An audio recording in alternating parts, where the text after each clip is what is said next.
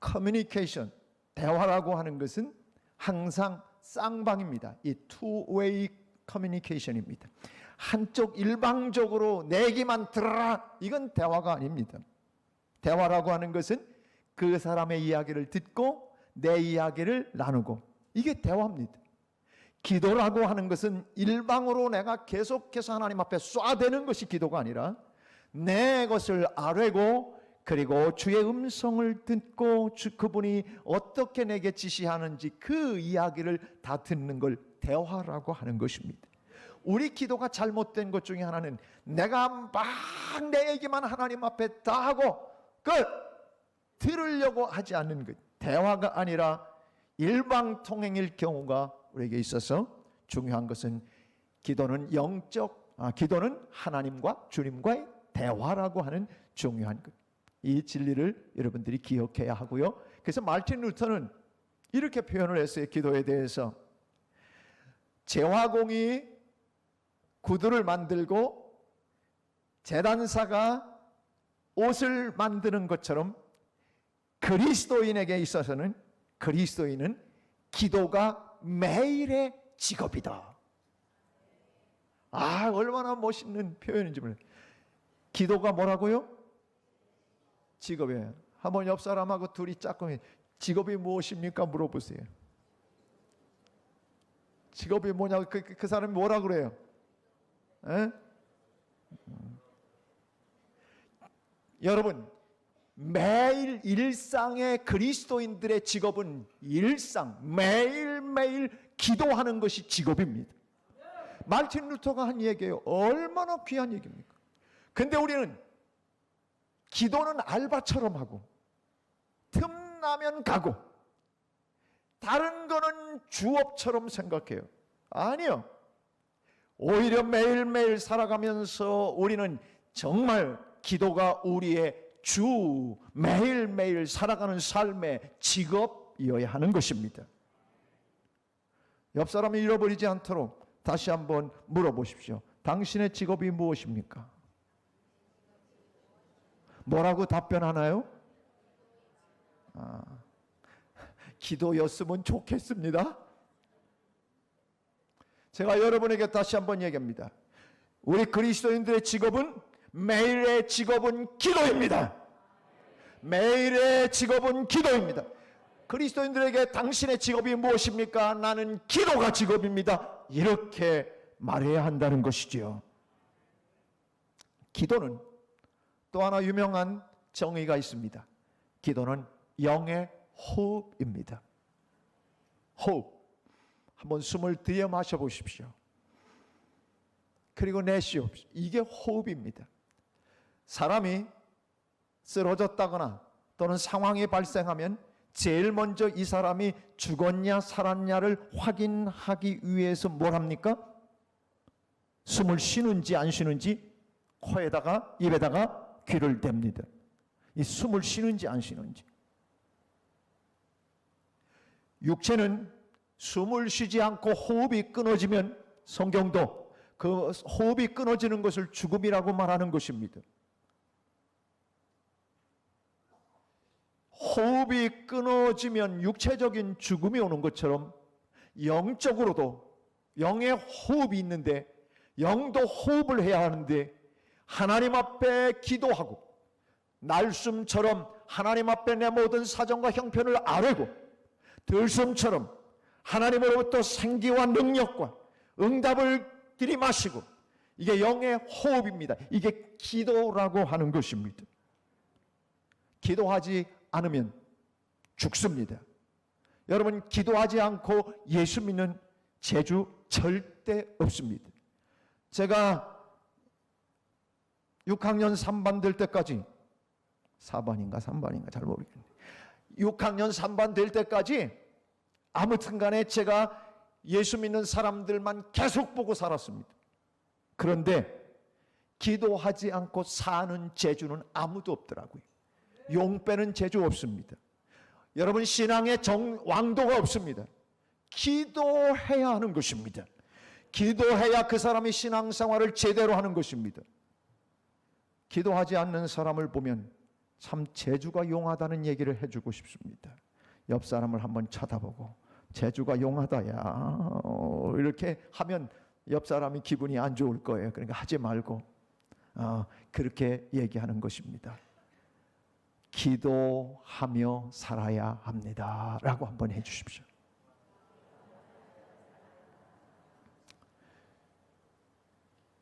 좀 자극을 주려면 이렇게 질문하면 됩니다. 살았니 죽었니? 여러분, 산 사람은 하나님 앞에 기도하는 거예요. 영의 호흡이 끊어지지 않도록 기도하는 거예요. 하나님 앞에 기도하며 사는 것은 우리 그리스도인들이 갖고 있는 특권 중에 하나입니다. 특권 중에 최고의 특권이 기도의 특권입니다. 그러니까 기도의 특권을 사용하지 않고 사는 사람은 그러면 자기 실력으로 이 땅을 사는 거예요. 뻔한 거예요.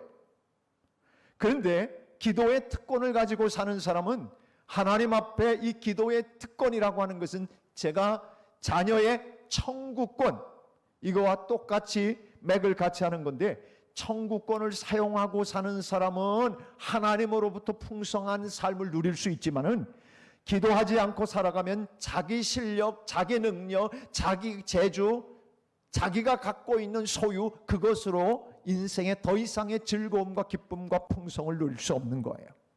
그래서 기도를 가르쳐준 아주 금세기 최고의 목사이신 E.M. 바운즈 목사님이라고 하는 분이 있어요. 이분은 오전 4시부터 아침 7시까지 그렇게 늘 기도했던 분입니다.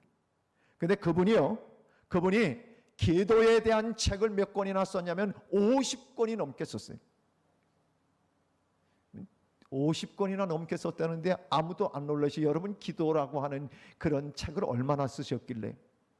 기도에 관한 책을 50권이 넘게 썼는데 그 책이요, 책 제목이 이런 거예요. 여러분 따라서 하세요. 기도는 영을 살리는 호흡이다. 기도는 영을 살리는 호흡이다. 또 따라서 하십시오. 은혜는 기도를 타고 내려온다. 다시 한번, 은혜는 기도를 타고 내려온다. 하나님이 은혜를 주시고 우리에게 능력을 주시려고 하는데 기도라고 하는 걸 통해서 내려온다는 거예요. 이 E.M. 바운즈 목사님은 기도의 최고의 명장이셔요. 이분의 저서의 제목이에요. 기도는 은혜를 타고 내려오는 거예요. 그 다음에 또 따라하십시오. 기도로 원수를 밟으라. 기도로 원수를 밟으라. 사랑하는 여러분, 우리는 살아가면서 밟아야 될 원수들이 영적 싸움이 너무 많아요. 근데 이 원수를 밟을 수 있는 방법은 기도로밖에는 안 되는 거예요. 악한 마귀의 권세를 싸워 이길 수 있는 방법은 기도밖에 없어요. 그래서 뭐 원수의 모든 괴계와 원수의 모든 하는 것들을 대적을 누르려면, 밟으려면 기도밖에는 방법이 없다는 거예요. 여러분에게 영적으로 여러분을 공격해오는 세력들이 있다면 여러분이 기도로 밟으시기를 주의 이름으로 축복합니다. 또 이분의 책 제목이 이런 제목이 있어요. 기도에 내 인생이 달렸다. 시작. 이번에는 1인칭으로 다시 한번 읽습니다. 기도에 내 인생이 달렸다, 이렇게 고백하는 겁니다. 시작. 기도에 내 인생이, 손 들고 하세요. 손 들고 순종하고 하세요. 괜찮아요. 내 인생이 달린 거예요. 다시 한번 시작. 기도에 내 인생이 달렸다. 남의 인생이 아니라 바로 내 인생이 기도에 달려있는 줄로 믿습니다.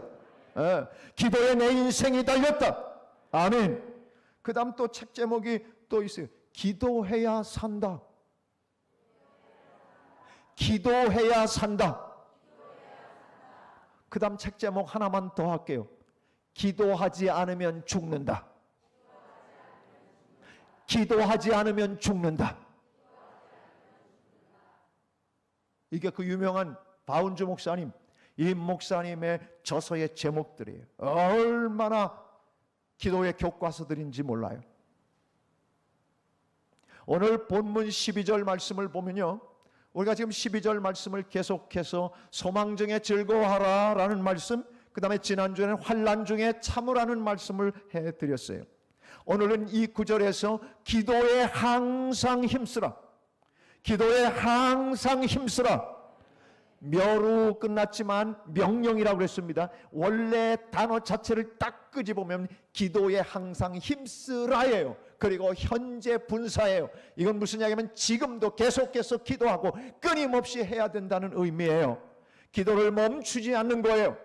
기도는 항상 끊임없이 해야 된다는 명령이에요. 기도는 해도 되고 안 해도 되는 옵션이 아니라 필수 사항이라는 거예요. 근데 여러분, 기도 안에서 하나님 앞에 죄송합니다 회개해 본 적 있으세요? 사무엘은 기도에 쉬는 죄를 범하지 않겠다고 그렇게 고백했어요.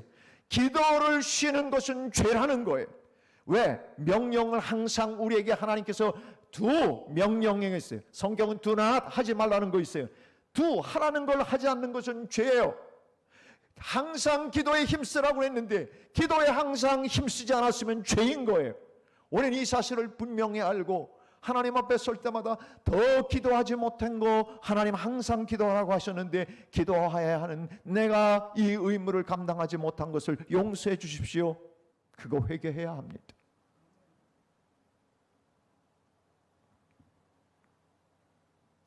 오늘 본문에 기도에 항상 힘쓰라라고 하는 이 단어는 항상 힘쓰라라고 하는 단어 자체가 어떤 뜻이냐면요, 원어가 이렇게 되어져 있습니다. 프로스카르테론테스 그렇게 이야기합니다. 프로스카르테론테스 이 단어는 항상 힘쓰라는 의미예요. 항상 힘쓰라는 원어의 의미를 제가 정확하게 여러분에게 짚어드릴게요. 이 단어는 무엇에 분주하다 그런 뜻이에요. 따라서 무엇에 분주하다, 무엇에 분주하다, 무엇에 애착을 가지다, 무엇에 전념하다, 무엇에 꾸준하다. 이게 바로 이 단어예요. 항상 힘쓰라고 하는 게 바로 그 단어예요. 그러니까 무슨 얘기냐면 원어를 직접 연결해서 정확하게 번역을 하면 기도하기 때문에 기도에 분주해야 된다는 거예요. 여러분, 뭐 때문에 분주하십니까? 기도하는 것 때문에 분주하십니까?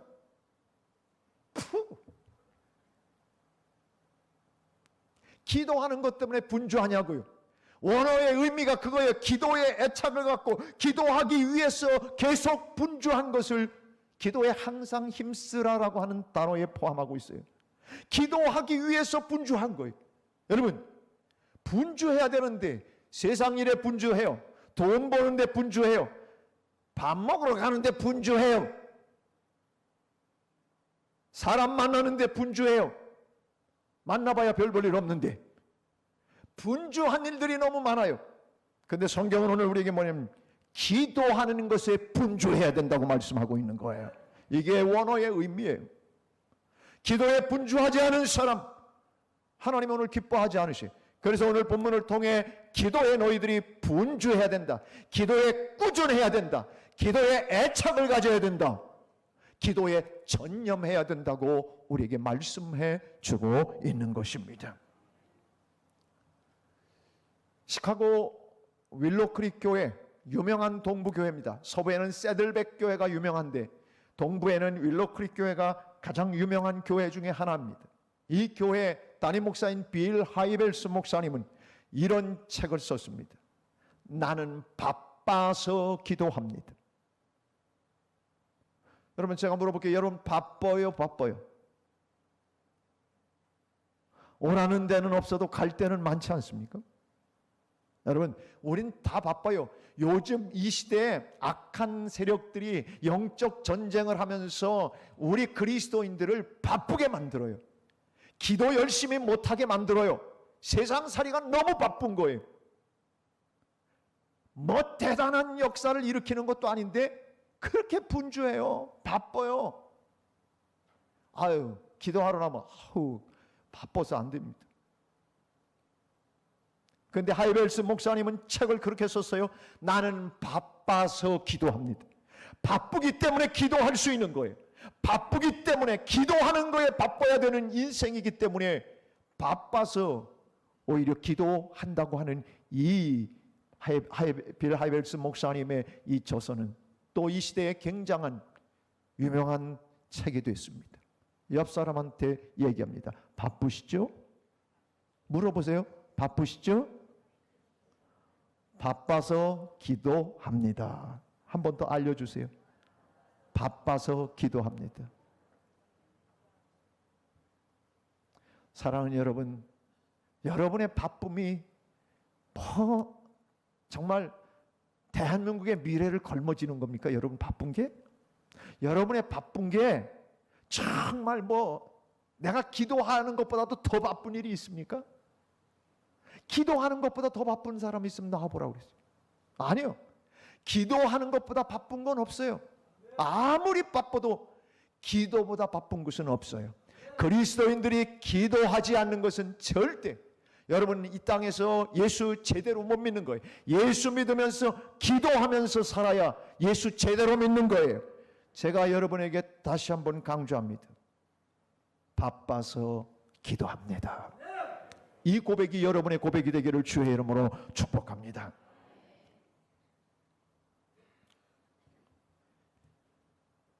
오늘 여기 프로스칼테룬테스라고 하는 이 단어는, 이 단어 자체가 여기만 쓰인 것이 아니라 사도행전에도 쓰였어요.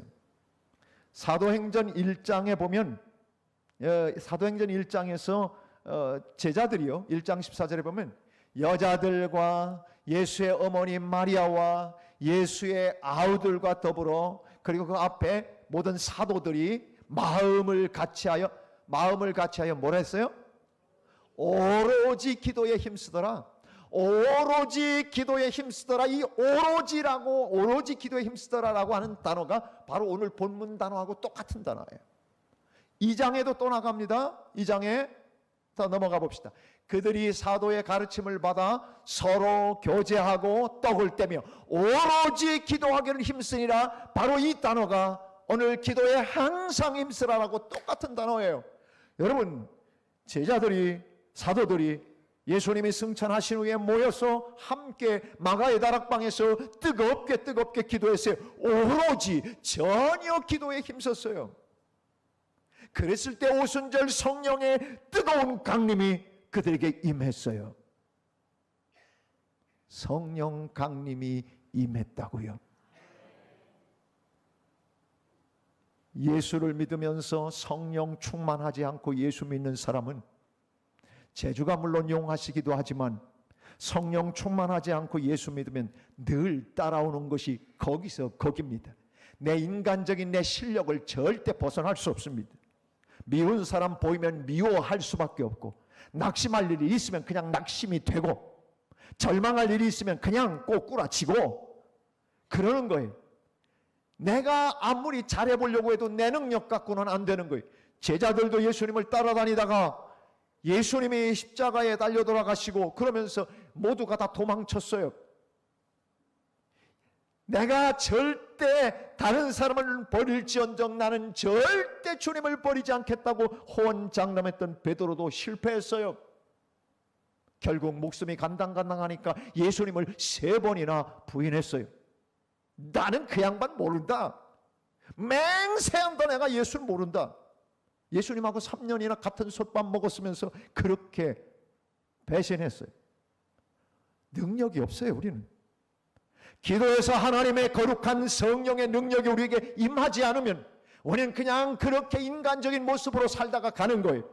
그런데 하나님은 우리에게 성령이라고 하는 최고의 선물을 주셨어요.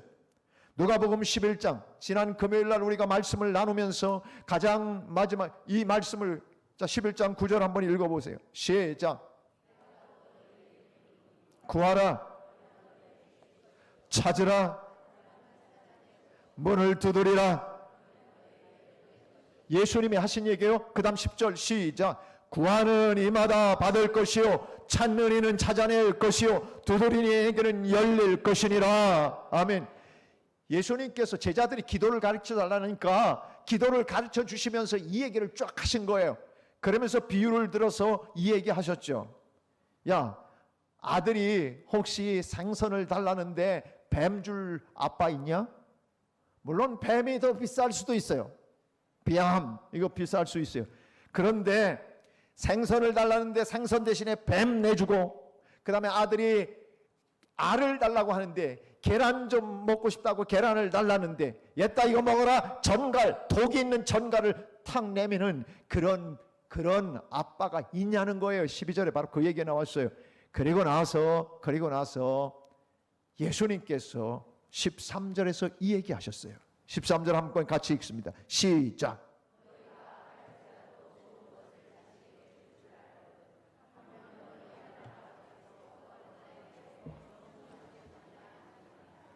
아멘.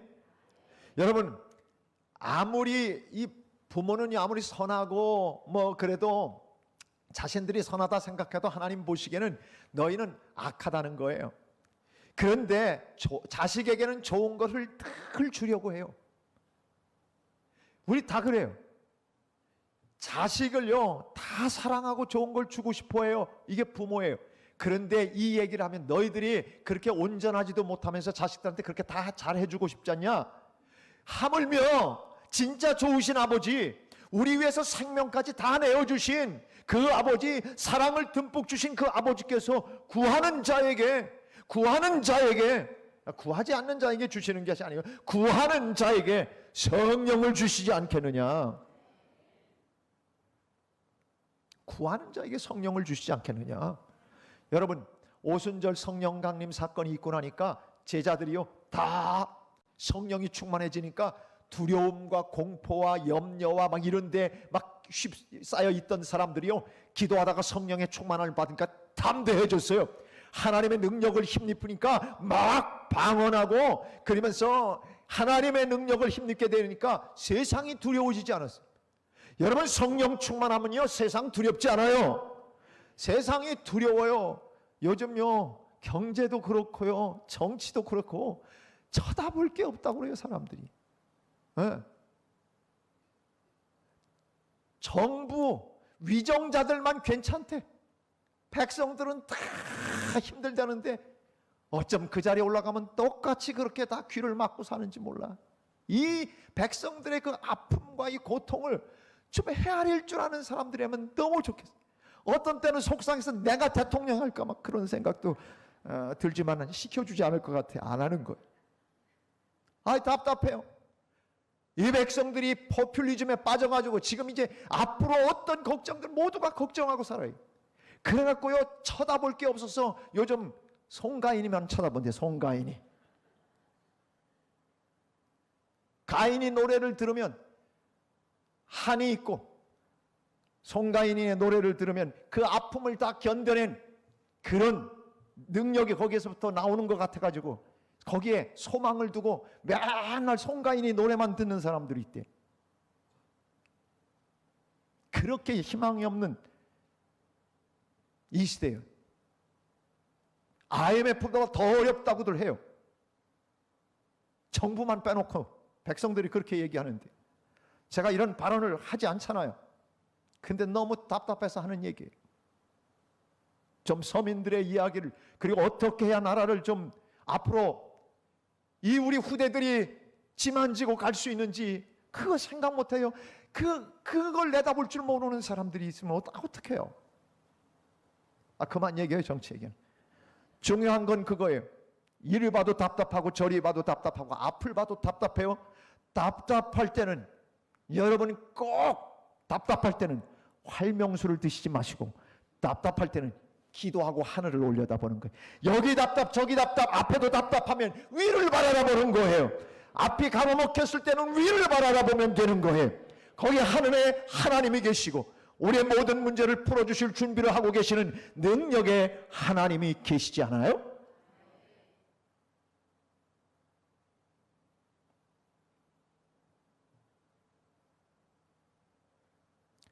눈 뜨고 안 되는 일, 눈 감으면 해결될 줄 믿습니다. 기도가 방법입니다. 여러분, 살아가면서 내 능력의 한계를 못 느끼시나요? 내가 살아가면서 내가 가진 것, 내 재능, 내 능력, 그거 다 한계가 있어요. 그러나 하나님은 한이 없으신 분이에요. 능력에 한이 없으신 분이셔요. 그분의 능력을 의지하면 우리의 삶에 힘이 생기고 능력이 생기고 은혜가 충만하고 그 이 세상을 다 이기며 감사와 기쁨으로 살 수 있는 거예요. 그래서 성령이 최고의 선물인 거예요.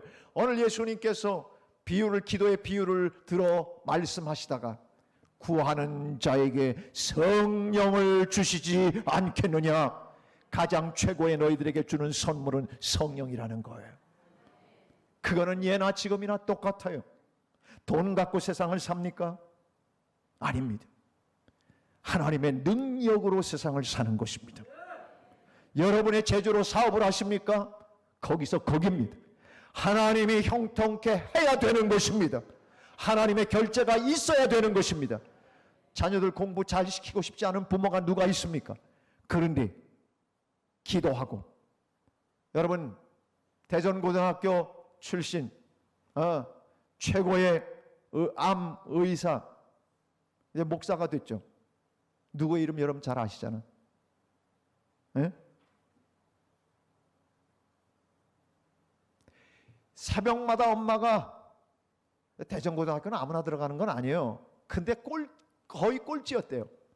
근데 새벽에 엄마가 갔다 와서 머리에 손을 얹고 기도해 주는 거예요. 하나님, 우리 아들 지혜를 주십시오. 차가운 손으로 그 겨울에도 머리에 안수하고 기도해 주면 잠이 깨잖아요.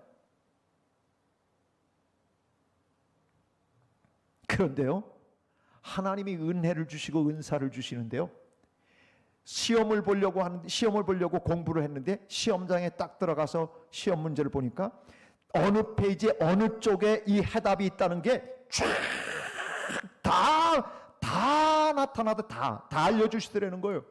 자기가 옛날에 그렇게 공부 안 했다는 거예요. 근데 기도하고 하나님의 은혜를 구하니까요, 기가 막히게 하나님께서, 그래서 의사고시 1등하고요 대단한 사람이 된 거예요. 자식 공부 잘 시키고 싶으면요, 기도하고 가서 안수해 주세요. 하나님의 지혜의 영이 우리 아들에게 임하여 주옵소서. 이 세상의 모든 것의 해답은 어디에 있냐? 성령 안에 다 있어요. 앞에 걱정스럽고 힘들고 여러 가지 문제를 갖고 있어도 성령 충만하면 그까짓 것 다 뛰어넘어요. 다윗은요, 기도하던 사람이었어요. 성령에 충만한 사람이 되니까 여러분 어떻게 고백하는지, 내가 말을 타고 적군에 달리며 담을 뛰어넘나이다. 그가 뭐라고 그래? 담은 앞에 있어서 넘을 수 없는데 하나님의 은혜를 힘입으니까 담을 뛰어넘게 되더라는 거예요. 사랑하는 여러분, 이 땅을 살아가면서 여러분 앞에 있는 담, 그 담들을 여러분이 성령 하나님의 도우심으로 뛰어넘게 되기를 주의 이름으로 축복합니다. 어떤 사람들은 담이 있는데 갔다가 부딪히고 돌아와. 자기 실력으로는 그것밖에 안 돼. 그런데 성령 하나님의 능력을 힘입으면, 여러분이 능력의 날개를 달아주시면 그 모든 담을 뛰어넘어갈 수가 있는 거예요. 그래서 예수님이요, 누가복음 18장 1절에서 그 얘기를 해주셨어요. 예수께서 그들에게, 제자들 따르는 사람들에게 항상 기도하고 낙심하지 말아야 할 것을 비유로 말씀하여, 여러분 항상 기도해야 낙심하지 않는 거예요. 그래서 예수님께서 항상 기도하고 낙심하지 말아야 할 것은, 여러분 안에 낙심이 생깁니까? 살아가다 낙심 생기는 이유는 기도하지 않았기 때문에요. 잘 생각해 보세요. 왜 낙심하게 되는가? 기도하지 않았기 때문에. 낙심거리가 앞에 놓여도 기도하면 낙심이 물러가게 되는 줄로 믿습니다. 그러니까 기도하고 낙심하지 말아야 될 것을 예수님께서, 기도해야 낙심이 사라진다는 걸 아시니까 비유로 말씀하시면서 무슨 비유를 들어주셨냐면, 불의한 재판관이 하나 도시에 있었다. 어떤 과부가 와서 맨날 억울한 것을 해결해 달라고 재판관한테 와서 얘기했다. 근데 이 재판관이 어떤 재판관이야? 불의한 재판관이야. 하나님도 우습게 알고 사람도 우습게 하는 이런 못된 불의한 재판관인데, 또 귀찮게 이 과부가 와갖고 내 원한 풀어주세요, 재판관이 내 원한 풀어주세요, 맨날 오니까 보세요. 7절 오늘 본문 봅니다. 이게 하도 귀찮아서, 자기가 불의하고 못돼 먹은 인간인데도 불구하고, 그런데도 하도 간청하고 귀찮게 하니까 들어줬다는 거예요.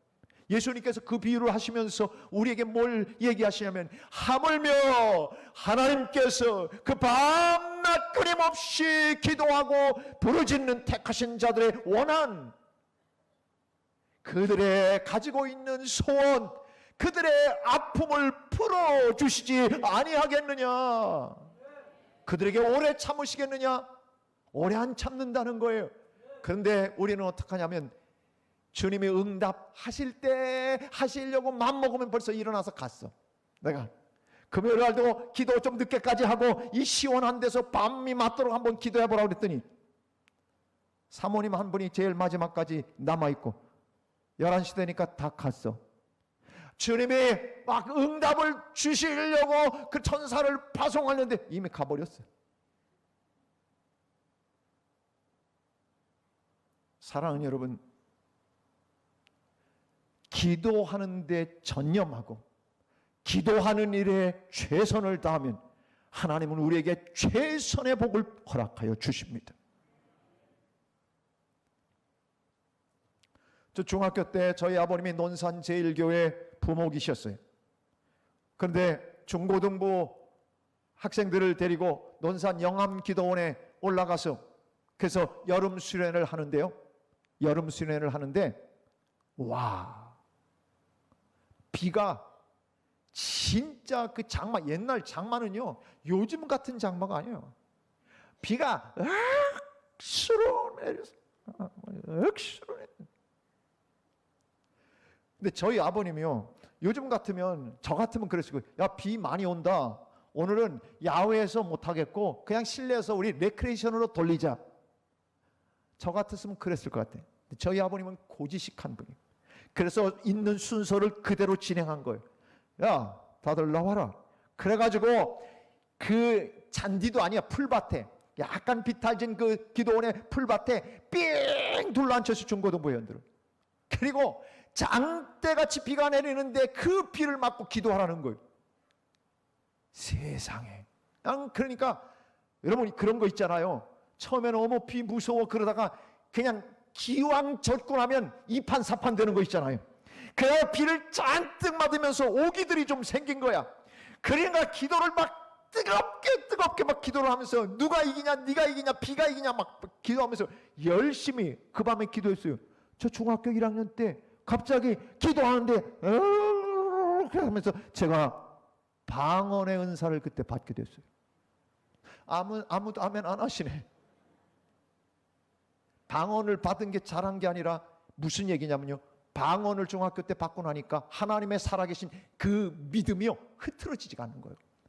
과학에서 아무리 무슨 갖가지 이론을 다 얘기하고 진화론을 얘기하고 용불용설을 얘기하고 갖가지 해도 내 마음에 살아계신 하나님이 흔들리지가 않아. 왜? 영적인 체험을 하고 나니까. 성령이 충만하게 우리에게 임할 때에 여러분 모든 걸 이겨낼 수가 있는 거예요. 예수님께서 누가복음 18장 1절에서 기도하고 너희들이 낙심하지 말아야 될 것은, 살아가면서 낙심할 일이 얼마나 많아요. 낙심할 일이 천재 많아요. 이것 때문에 낙심했다가 또 다른 것 때문에 낙심하고 낙심할 일들이 많은데 낙심하지 말아야 될 것을 얘기하면서 결론은 뭐냐? 성령님이에요. 그러니까 낙심해야 될 이유들이 많은데 성령 하나님을 모시게 되어지면 모든 걸 다 이겨내는 능력의 사람이 된다고 하는 이야기예요. 슬픔도 아픔도 외로움도 고통도 절망도 실패도 다 이겨낼 수 있는 것은 성령 하나님이 우리 안에 들어오시면 되는 거예요. 그래서 제가 금요일 날 여러분 나오라는 얘기가 그거예요. 평소에 조용히 자기가 기도할 때 성령 충만함을 경험하는 거 쉽지 않아요. 경험상으로 같이 모여서 합심해서 기도하고 뜨겁게 기도할 때 성령의 불이 많은 경우들 우리는 자주 경험해요. 제가 요즘 금요일 날 뜨겁게 기도 인도를 좀 이제 하고 있어요. 제가 주일 날 목을 사용하기 때문에 그래서 금요일 날 저녁에 너무 목을 많이 사용하면 제가 목이 이렇게 좀 가라앉을까 봐, 그래서 어느 정도 제가 템포를 좀 어느 정도 했는데, 그것보다 더 중요한 것은 금요일 날 은혜 받는 게 더 중요한 것 같아서 냅다 요즘은 이판사판 나도 하고 있어요. 그래서 금요 기도회를 뜨겁게 요즘 하고 있는 거예요. 궁금하면 나와봐요, 얼마나 뜨거운지. 여러분, 요즘 금요 기도회가 뜨거워졌어요? 뜨거워졌어요? 뜨거워졌어요. 오신 분들 아실 거예요. 제가요, 저도 목이 쉽게 가는 사람이라 제가 좀 아끼고, 또 목소리가 제 생명이잖아요. 그런데 하나님 앞에 맡기고 그냥 배짱껏 그냥 기도하기로 했어요. 금요일 날 나와서 여러분 다른 때 소리 지르고 집에서 소리 지르고 기도해 보세요. 위아래 집에서 가만히 있나? 교회 나와서 뜨겁게 기도하면서 성령 충만하게 되어지면 여러분 질병도 떠나가고, 내가 보통 때요 질병 치유받는 사람들 얘기 간증 들어보면 불이 확 오더라는 거예요. 그리고 나서 자기 병이 탁 나았다고 고백하는 거 저 여러 번 들었어요. 아프면요 나와서 기도하세요. 다 안 아픈 사람만 있나? 기도하세요. 기도가 방법이에요. 그래서 하나님께서 우리에게 기도하라고 말씀하고 계시는 거예요. 여러분, 1963년도에 이 땅에 태어난 한 사람이 있었어요. 근데 의사가 손해를 집게로 잘못 건드려 갖고 뇌성마비가 되고 말았어요. 7살 때까지 목을 가눌 수가 없었어요. 고개를 들 수도 없었어요. 뇌성마비로 세상을 살게 되는 불행한 여인이 있었는데, 그 여자가 바로 송명이라고 하는 시인이에요. 16살이 됐을 때 엄마가 계속해서 믿음 있는 엄마라 이 송명이 딸을 데리고 집회라는 집회마다 따라다니면서 안수 기도받게 했어요. 16살 때 송명이 시인이 제단 앞으로 기어서 나갔어요. 그리고 하나님 앞에 울면서 기도했어요. 하나님, 나를 만나주세요. 나를 좀 만나주세요. 나 살려주세요.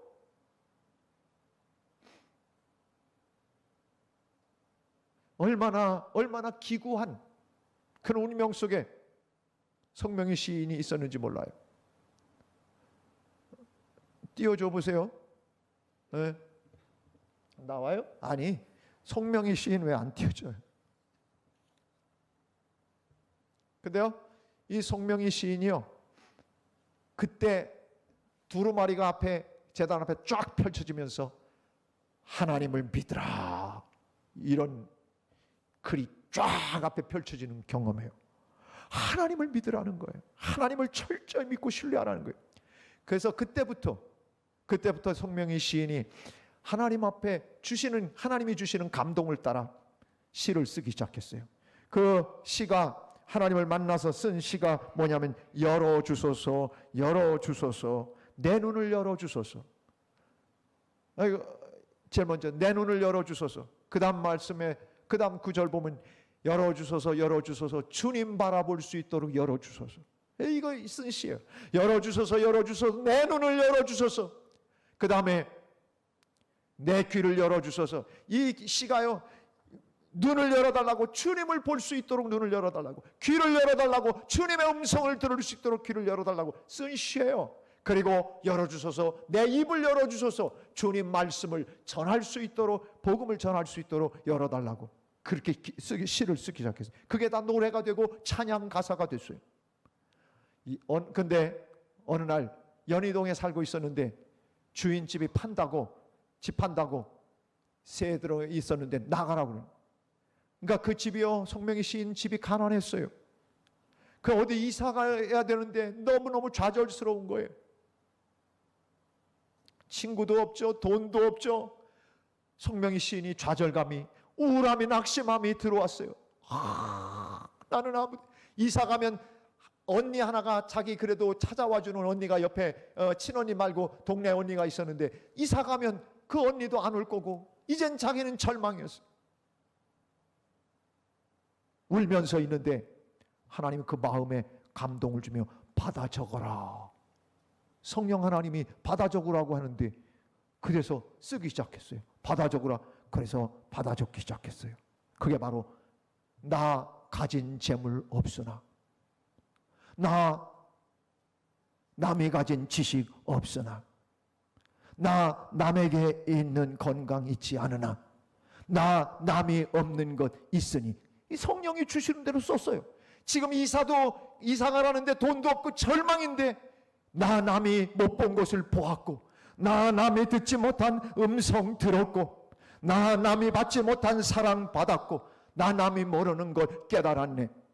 여기까지 썼는데 또 받아 적으라고 하는데 공평하신 하나님이 하나님이 도저히 공평하지 않더라는 거예요.